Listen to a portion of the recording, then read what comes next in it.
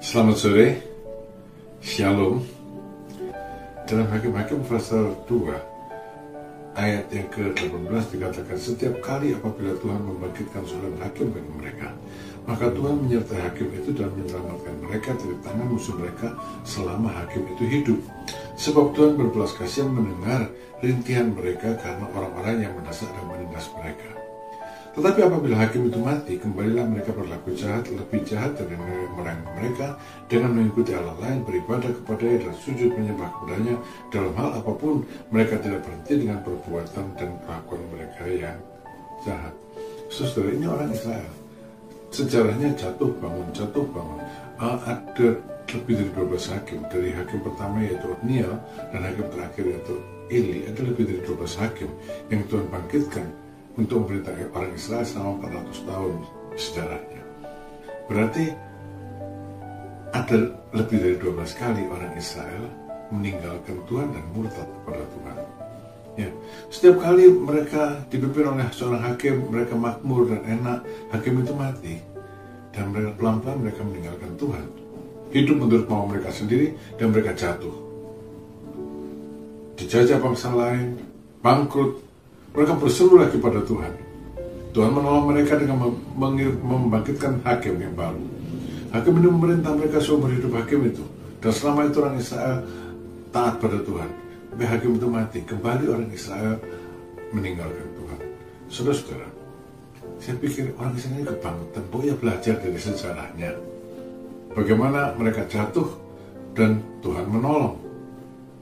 Tapi tengah saya berpikir-pikir bahwa orang Israel ini kebangetan, saya juga lalu bilang, apa saya ini tidak kebangetan seperti orang Israel itu? Apa kita tidak kebangetan seperti orang Israel? Saudara-saudara, saya lihat orang Israel biasanya kalau dia diselamatkan oleh seorang hakim, mereka akan beribadah kepada Tuhan sepanjang umur hidup hakim itu. Sampai hakim itu mati, baru anak-anak mereka kemudian yang menyimpang dari Tuhan. Dengan kata lain, mereka itu setia selama satu generasi. Generasi berikutnya tidak setia. Tapi sekarang kita bagaimana? Setelah ada banyak orang yang hidupnya seperti itu. Bahkan, maaf ya, lebih kebangetan dari orang Israel. Sebab orang Israel biasanya setia selama satu generasi. Nah, kita seringkali diri saya sendiri saja, misalnya gitu, waktu ditolong maka bersyukur pada Tuhan. Tapi diri saya ini juga pada saat sudah enak, pelan-pelan jatuh dalam dosa kembali. Saudara, ini menyebabkan kehidupan kita tidak maju-maju. Jatuh bangun, jatuh bangun, jatuh bangun. Memang dikatakan orang benar jatuh 7 kali, bangun 7 kali. Jatuhnya bukan karena dosa. Ya, jatuhnya bukan karena menjauhkan diri dari Tuhan. Ada dua macam cara orang menjauhkan diri dari Tuhan. Pada waktu keadaan sudah enak, maka mulai kurang berdoa. Mulai memakai kemampuannya sendiri, tenaganya sendiri, pikirannya sendiri, memutuskan segala sesuatunya sendiri. Kan sekarang sudah enak, saya sudah mampu. Dan satu saat saudara ketemu batunya dan jatuh, baru kemudian berseru kepada Tuhan. Kalau cuma sampai sejauh itu masih lumayan. Ada yang bukan cuma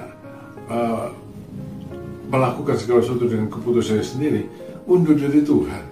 Sudah enak berbuat dosa. Ya, saya pernah menemui beberapa kali sudah enak ya, sudah mulai mapan, berselingkuh, punya istri muda. Atau yang lebih jahat lagi, meninggalkan Tuhan. Lalu, nanti kalau sudah berada dalam keadaan yang buruk, baru kelapakan teriak-teriak pada Tuhan. Saya ingatkan saudara, Tuhan mencari umat yang setia kepadanya. Yang pada waktu jatuh ditolong, bangkit, bisa berdiri kembali, membangun kehidupan, menata kehidupannya kembali dengan baik, dan terus-menerus setia kepada Tuhan. Dalam hal demikian, maka kehidupan ini akan kelihatan progresnya, kemajuannya. Secara rohani maju, secara jasmaniah juga maju di dalam Tuhan. Mari saudara, kita belajar supaya saya, saudara, secara pribadi terus maju dalam Tuhan. Lalu berbuatlah lebih baik dari orang Israel. Wariskan iman kepada generasi berikutnya, sehingga generasi berikutnya, anak kita, cucu kita, mereka tetap setia kepada Tuhan. Terima kasih saudara telah mendengarkan renungan senja ini. Tuhan memberkati saudara semuanya. Amin.